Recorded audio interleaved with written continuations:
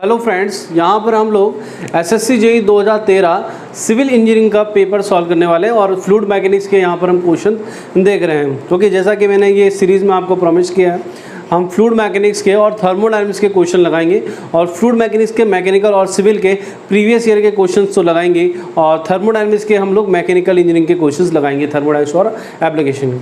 और इसके बाद कंप्लीट होने के बाद हम theory of machine, machine design, SOM और प्रोडक्शन के भी क्वेश्चन और करेंगे, बट वो सेकंड हाफ में हम लोग करेंगे। तो फर्स्ट हाफ में हम फ्लूइड मैकेनिक्स, मैकेनिकल और civil, thermodynamics, application for mechanical and then फिर प्रोडक्शन और इंडस्ट्रियल और बाकी सारे टॉपिक। ओके, तो यहाँ पर देखते हैं सिविल 2013 के अंदर एसएससी जेईई में क्या क्या क्वेश्चन पूछे गए थे फ्लूइड मैकेनिक्स सब्जेक्ट में। सो देखिए, फर्स्ट क्वेश्चन था which is very very interesting question, the specific speed for a turbine has a dimension. सब लोग जानते हैं स्पेसिफिक स्पीड क्या होती है। Specific speed is the biggest specification of the turbine. जो भी अगर किसी साइट के लिए हमें टर्बाइन डिज़ाइन करना है या हमें चूज़ करना है तो हमको उस साइट पर उस टर्बाइन की स्पेसिफिक स्पीड पता होनी चाहिए, because specific speed connect with three very important criteria. First, rotational speed of turbine, second, power output by the turbine, and third is the head available for the turbine. And that's why specific speed is the biggest specification of the turbine. Now you know the formula of specific speed. What is the formula of specific speed?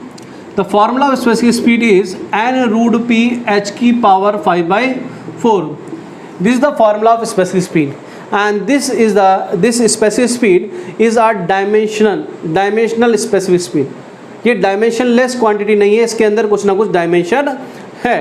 Dimensionless specific speed को हम shape number कहते हैं, ठीक है। उसका formula अलग होता है, वो अभी हम डिस्कस नहीं करें, उसके लिए आप रिवीजन क्लास पे जाइए, ओके, जो कि हमारी कंटिन्यू चल रही है प्ले लिस्ट में।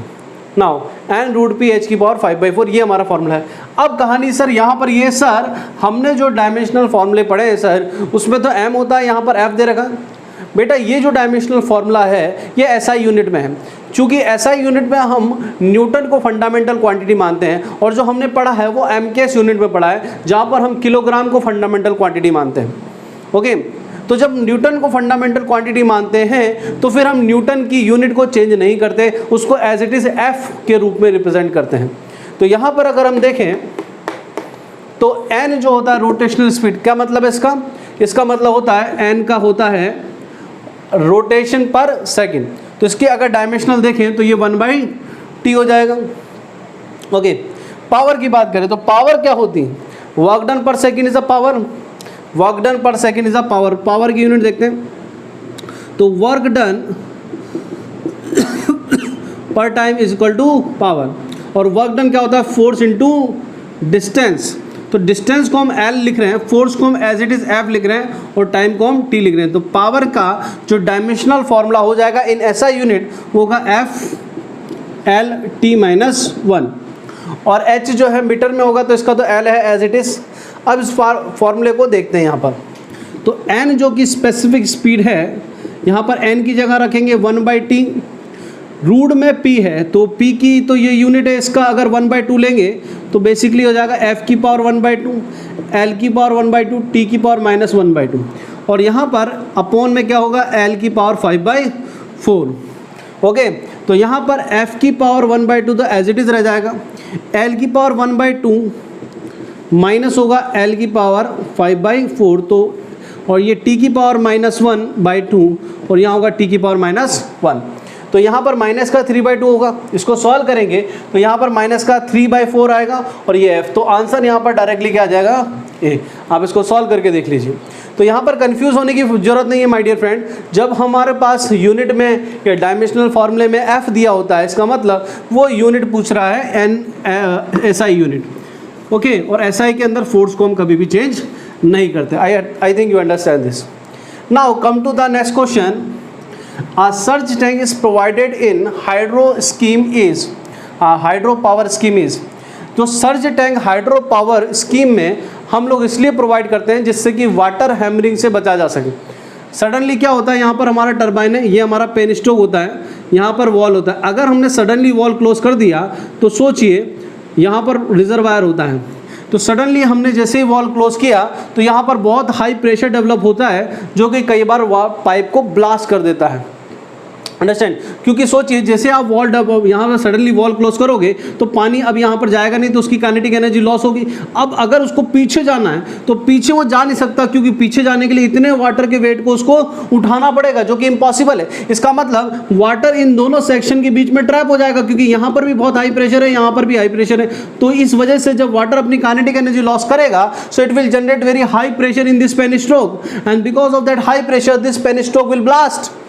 And to avoid this we provide some surge tank। तो क्या होता है, पानी यहाँ ऊपर जाने की जगह सर्ज टैंक में भर जाता है, सर्ज टैंक में भर जाता है। सडनली अगर वॉल क्लोज कर दिया तो सर्ज टैंक में यहाँ पर पानी भर जाता है, जिससे कि वाटर हैमरिंग से बचा जा सकता है। इसलिए आंसर यहाँ पर भी क्या आएगा, ए, वाटर हैमरिंग को ये रोकता है if you provide a surge tank.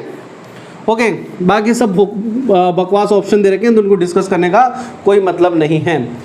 Question number 3, in a 2 dimensional flow of fluid if a velocity potential function exist. देखिए माय डियर फ्रेंड, कई सिविल इंजीनियर ये सोचते हैं कि सर फ्लूइड काइनेटिक्स तो हमारे सिलेबस में है ही नहीं। आप खुद देख लीजिए, क्या फ्लूइड काइनेटिक्स का क्वेश्चन नहीं है ये आपके सिलेबस में। 2013 SSCJ, बहुत पुराना पेपर भी नहीं है, 2013 SSCJ। That's why the fluid kinetics also be a part of civil engineers. तो उनके सिलेबस का भी फ्लूइड काइनेटिक्स पार्ट है, और बहुत अच्छे क्वेश्चन पूछते हैं, क्योंकि वेलोसिटी पोटेंशियल फंक्शन कब डिफाइन होता है, जब हमारे पास फ्लूइड होता है इररोटेशनल। ये कंडीशन कब आती है, जब फ्लूइड होता है irrotational. And you know that कि वेलोसिटी पोटेंशियल फंक्शन को हम किस फॉर्म में लिखते हैं वेलोसिटी कंपोनेंट के, u इक्वल टू माइनस का del phi upon del x, v equal to minus का del phi upon del y, w equal to minus का del phi upon del y. And you know that my friend कि rotational speed को हम कैसे लिखते हैं, omega z equal to del v upon del x minus del u upon del y, 1/2 होता है यहाँ पर। तो जब इसके अंदर ये वैल्यू रखेंगे तो यहीं पर वैल्यू आती है, इसका मतलब ओमेगा जेड यहाँ पर क्या आता है, 0। That means when the velocity potential function exist, flow always irrotational, flow always irrotational. तो जब भी वेलोसिटी पोटेंशियल फंक्शन की बात करें कि वेलोसिटी पोटेंशियल फंक्शन कब आएगा, एक ही मतलब है, flow is irrotational, answer is C. तो whenever the flow is irrotational there will be a velocity potential function. इसी तरह से स्ट्रीम फंक्शन होता है, जब भी रियल फ्लो होगा, जब भी एक्चुअल फ्लो होगा, that means stream function exist, but flow can be rotational and irrotational both. तो अगर कोई एक्चुअल फंक्शन या एक्चुअल फ्लूइड होता है या एक्चुअल फ्लूइड फ्लो होता है तो स्ट्रीम फंक्शन होता है, और कोई हाइपोथेटिकल फ्लो होता है तो वेलोसिटी पोटेंशियल फंक्शन होता है, because velocity potential function exist for irrotational flow and in actual irrotational flow is not exist. Okay, because there is a viscosity in every fluid, and because of viscosity there will be a rotation. Now come to the next question. Reynold number is the ratio of inertia force to the, very simple question. सब लोगों को पता होगा कि Reynold number is the ratio of inertia force to the viscous force. तो answer यहाँ पर directly क्या आ जाएगा, inertia force upon viscous force, that is B. उसके बाद question number 5, bulk modulus of fluid is the ratio of, सब लोगों को पता है डायरेक्ट फॉर्मूला है, change in pressure increase in pressure to the volumetric strain, क्योंकि बल्क मॉडुलस का फॉर्मूला क्या है हमारे पास, dp upon dv by v, that is dv by v is known as volumetric strain and dp is the change in pressure. तो answer is C. Now come to the question number 6, the buoyancy force depend on, बच्चा जानता है, 8वीं class से पढ़ते आए हो, जितना वॉल्यूम डिस्प्लेस करता है उस वॉल्यूम के वेट के बराबर बॉडी पर बॉयंसी फोर्स लगता है, तो it will be equal to the weight of the liquid displaced। तो answer is B. Come to the next question, very formula based question. The discharge over a rectangular notch is directly proportional. तो याद रखिएगा, discharge on rectangular notch is directly proportional h की power 3/2। Okay, इसी तरह से triangular notch सबके एक formula होता है, 8/15√2g tan θ/2। ओके, h की पावर 5/2। तो दैट इज द फॉर्मूला। अलग अलग फॉर्मूले हैं, 3/2, 3/4। सो ये रेक्टेंगुलर नॉच, टेम्परेचर डो नॉच और ट्रायंगुलर, तीनों को फॉर्मूला आपको याद रखना है। तो आंसर यहाँ पर डायरेक्टली आ जाएगा, डायरेक्टली प्रोपोर्शनल टू h की पावर 3/2। ड्राइव कर सकते हैं, लेकिन डेरिवेशन इज नॉट इंपॉर्टेंट, क्योंकि पूरा लेंथी डेरिवेशन हो जाएगा यहाँ पर। The most economical section of a rectangular channel is, अगर आपको इसको डिटेल में पढ़ना है तो आप वीडियो लेक्चर प्रेफर कर सकते हैं, जो मैं आप शॉर्ट रिवीजन के लिए एफएम के लिए जो बना रहा हूँ, आप जाइए वहाँ पर, इसका मैं डेरिवेशन भी करके वहाँ पर बताऊँगा आपको। The most economical section of rectangular channel is one having hydraulic radius equal to, देखिए मोस्ट इकोनॉमिकल सेक्शन वो होता है, इसका डेरिवेशन छोटा सा हम कर सकते हैं। मोस्ट इकोनॉमिकल सेक्शन वो होता है जहाँ पर पेरीमीटर मिनिमम होती है। अगर पेरीमीटर मिनिमम होगी, पेरीमीटर जहाँ पर ये, अगर इसको पेरीमीटर बोलते हैं, ये लाइनिंग को हम पेरीमीटर बोलते हैं, तो फॉर सेम डिस्चार्ज अगर ये पेरीमीटर मिनिमम है तो फिर हमें कम कंक्रीट की लाइनिंग करनी पड़ेगी, इससे हमारा का जो कॉस्टिंग है वो बचेगी या कॉस्ट कम हो जाएगी। ओके, तो मोस्ट इकोनॉमिकल सेक्शन कौन से होते हैं?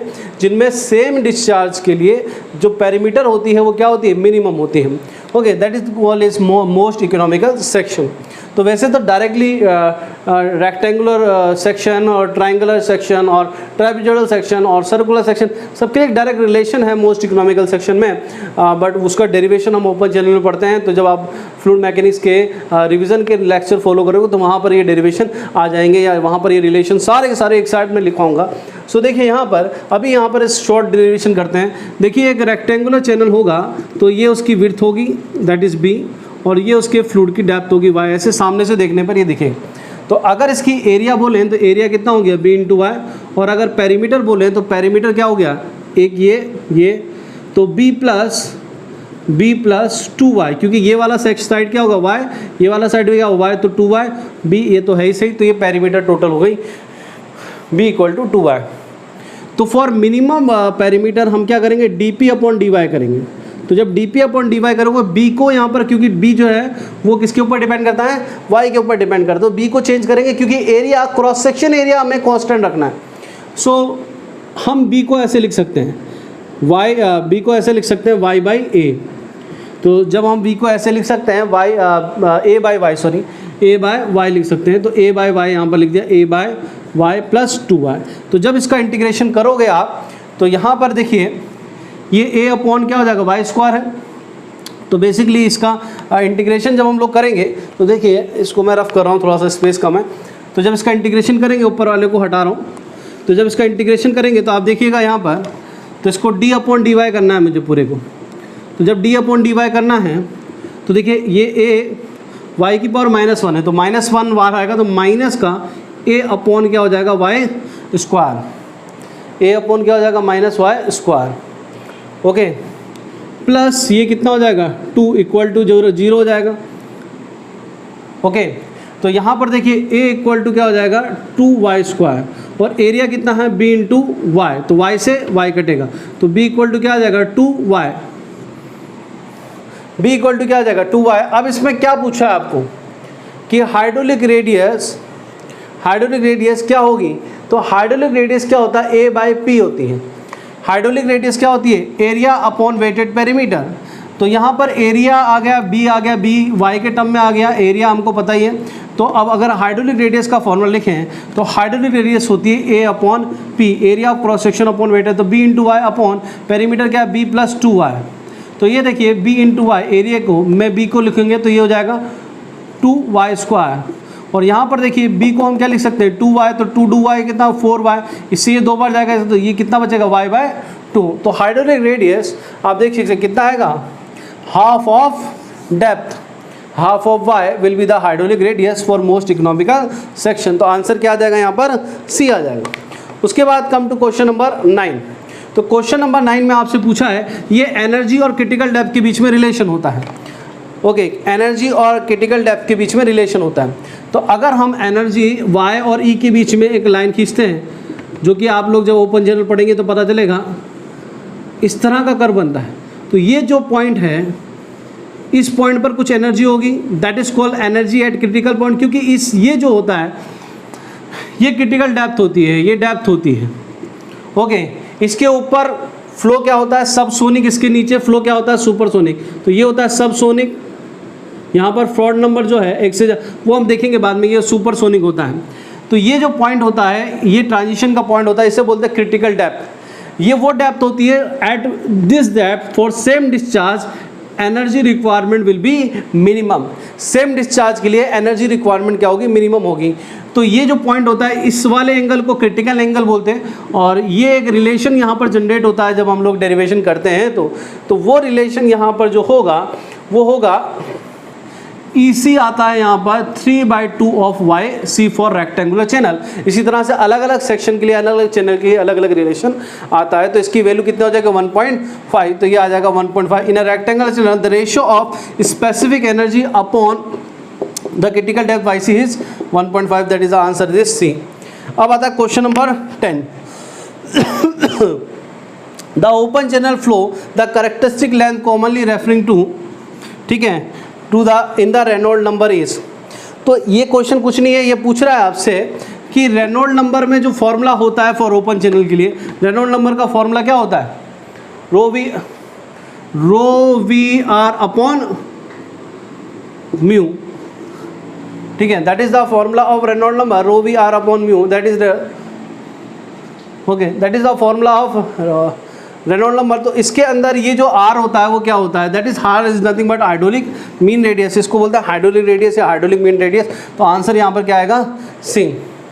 ओके, तो रेनॉल्ड नंबर का formula rho v r upon mu, rho v r upon mu, rho v r upon mu, और ये आर जो होती है यहाँ पर हाइड्रोलिक रेडियस होती है, जो कि हमने देखा A upon P, cross section area upon wetted perimeter, that is the hydraulic radius, cross section area upon wetted perimeter is known as hydraulic radius. और सब लोग जानते हैं in case of open channel अगर रेनॉल्ड नंबर 500 से कम होता है तो फ्लो क्या होगा? लेमिनार। अगर रेनॉल्ड नंबर 2000 से ज़्यादा होगा तो फ्लो क्या होगा?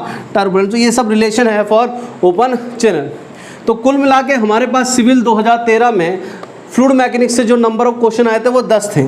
ओके, फिर ये धीरे धीरे बढ़ेंगे, इस साल थोड़ा कम क्वेश्चन आए थे, बट फिर भी फ्लूइड मैकेनिक्स का काफ़ी ज़्यादा वेटेज है। यू कैन सी दैट एक ही सब्जेक्ट से 10 क्वेश्चन है। ओके, तो फ्लूइड मैकेनिक्स जो कंबाइंड है, फ्लूइड मैकेनिक्स, हाइड्रोलिक्स और ओपन चैनल मिला के काफ़ी अच्छा वेटेज होता है, जो कि आप देख रहे हो। धीरे धीरे हम जैसे जैसे क्वेश्चन पे बढ़ेंगे तो आपको ये भी पता चल जाएगा कि मोस्ट ऑफ द क्वेश्चन किस टॉपिक से आते हैं और किस तरह के क्वेश्चन एसएससी में बन रहे हैं। तो अगर आप इस लेक्चर सीरीज के थ्रू जाओगे तो विल कम टू नो कि आपको कौन से ऐसे सेक्शन है जिस पे ज़्यादा फोकस करना चाहिए और कौन से ऐसे सेक्शन है जो बहुत ही लाइट वेटेड है, जिनको हम छोड़ भी सकते हैं। ओके, इससे आप अपने सिलेबस को काम डाउन कर सकोगे। तो please follow this lecture series and subscribe our channel for further updates. Thank you very much.